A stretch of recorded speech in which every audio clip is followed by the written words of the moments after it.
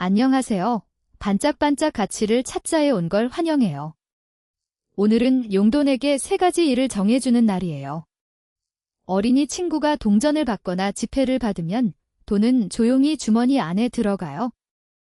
그런데 돈에게 아무 일도 정해주지 않으면 돈은 금방 어디론가 사라질 수 있어요. 편의점에서 맛있는 간식 하나, 문구점에서 반짝이는 스티커 하나, 게임 속 작은 아이템 하나씩 고르다 보면 돈은 나 이제 다 썼어 하고 사라져 버려요. 그래서 오늘은 돈을 혼내는 법이 아니라 돈에게 일을 맡기는 법을 배워볼 거예요. 돈에게 맡길 수 있는 일은 크게 3가지예요. 첫째, 지금 쓰는 일. 둘째, 나중을 위해 모으는 일. 셋째, 고마운 마음을 나누는 일. 첫 번째 컵은 지금 쓰기 컵이에요. 여기에는 오늘이나 이번 주에 정말 필요한 것을 위해 쓸 돈을 넣어요.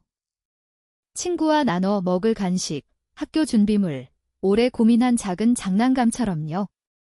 중요한 건 그냥 사고 싶어서가 아니라 왜 쓰는지 말할 수 있어서 돼요.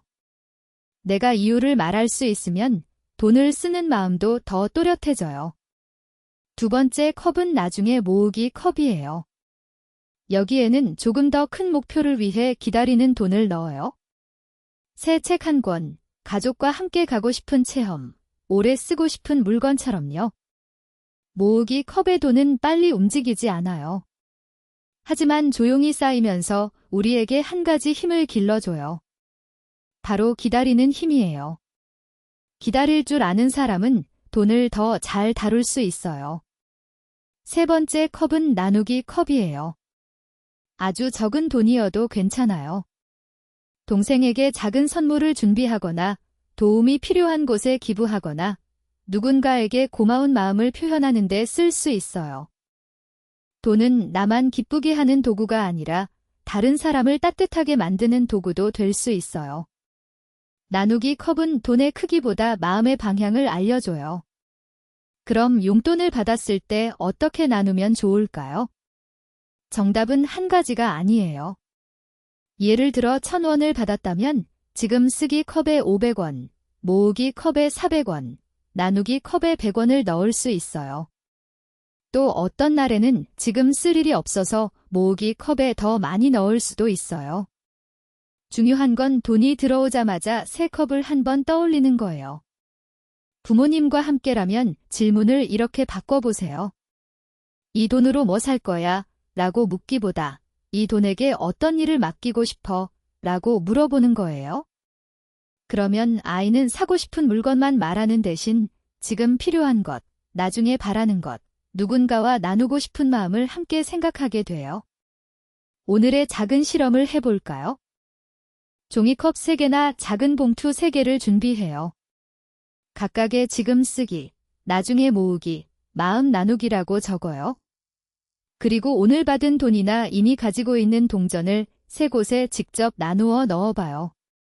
돈을 넣은 뒤에는 한 문장씩 말해봐요. 이 돈은 오늘 필요한 것에 쓸 거야. 이 돈은 내가 기다리는 목표를 위해 모을 거야.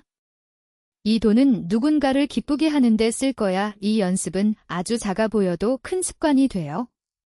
돈이 많아지는 것보다 먼저 중요한 건 돈에게 이름과 방향을 붙여주는 일이에요. 방향이 있는 돈은 쉽게 길을 잃지 않아요. 그리고 방향을 정해본 아이는 커서도 돈 앞에서 조금 더 차분하게 선택할 수 있어요. 오늘의 반짝 문장입니다. 용돈에게 일을 정해주면 작은 돈도 내 마음을 도와주는 친구가 돼요.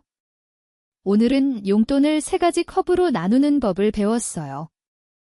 지금 쓰기, 나중에 모으기, 마음 나누기. 이 3가지를 기억하면 돈은 그냥 사라지는 것이 아니라 내가 고른 길로 걸어가기 시작해요. 다음 시간에도 작은 돈 안에서 큰 가치를 찾아볼게요.